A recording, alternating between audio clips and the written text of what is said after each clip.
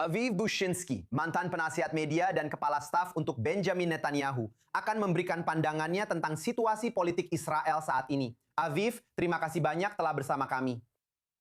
Hai Owen, terima kasih banyak.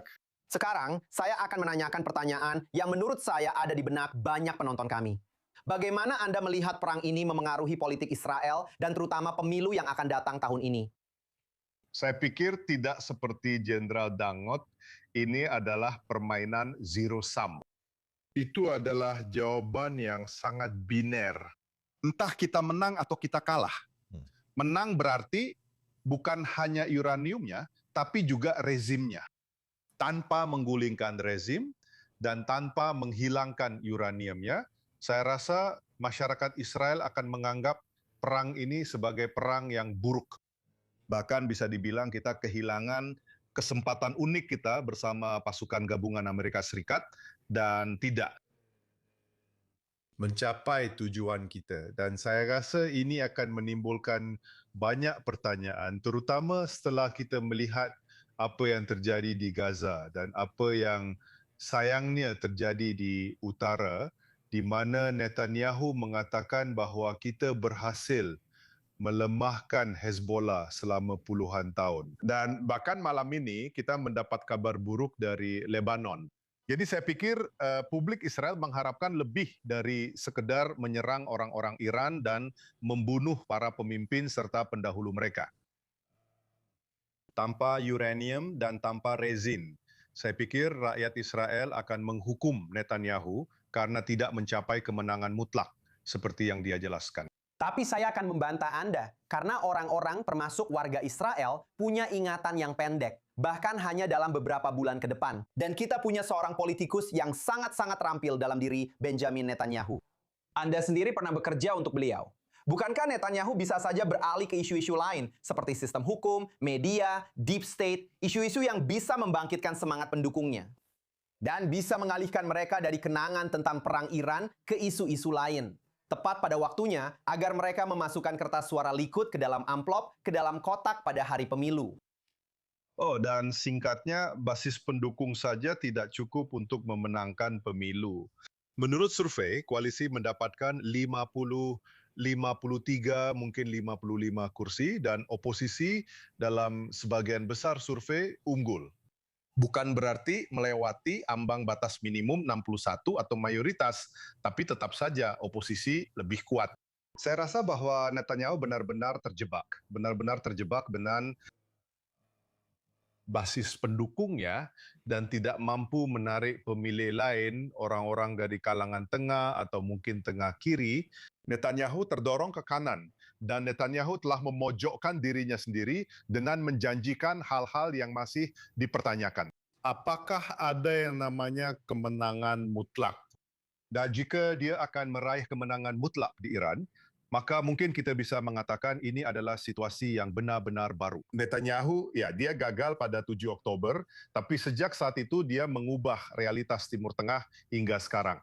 Dan kamu bisa lihat, Owen, bahwa dia terus memulur-ulurnya dan membayar harga yang sangat mahal dalam anggaran kemarin demi memperpanjang koalisinya, berharap sesuatu yang baik akan terjadi, sesuatu yang baik. Beberapa waktu lalu kita berbicara tentang mungkin perdamaian dengan Suriah, mungkin dengan Arab Saudi, bahkan mungkin di Lebanon. Dan hal-hal ini semakin lama semakin nyata. Dan saya pikir pada saat kita akan mengadakan pemilu dalam sekitar 20 minggu lagi, itu masih jadi tanda tanya besar. Dan saya katakan satu-satunya hal yang akan benar-benar mengubah keadaan adalah kemenangan nyata yang tegas di Iran. Kalau tidak, saya tidak melihat Netanyahu mampu mengeluarkan jurus baru. Saya pikir orang-orang cukup stagnan.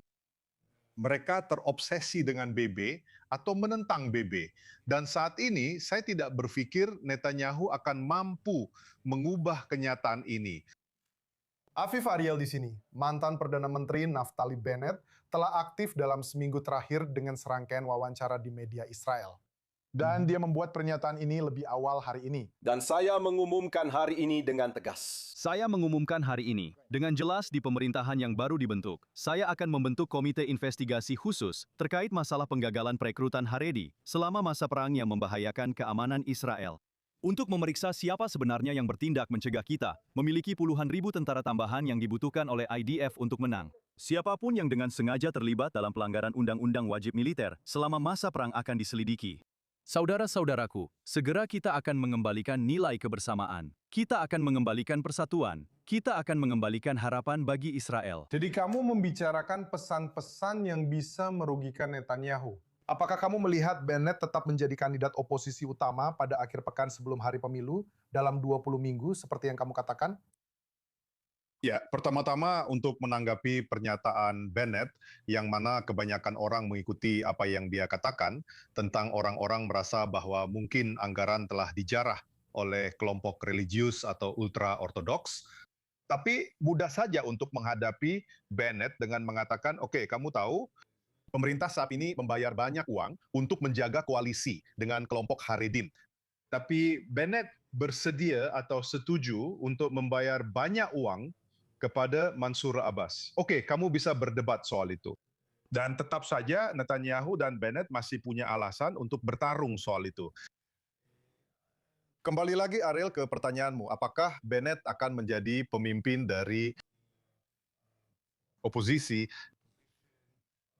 Apakah dia masih menikmati mayoritas atau angka tertinggi dalam jajak pendapat?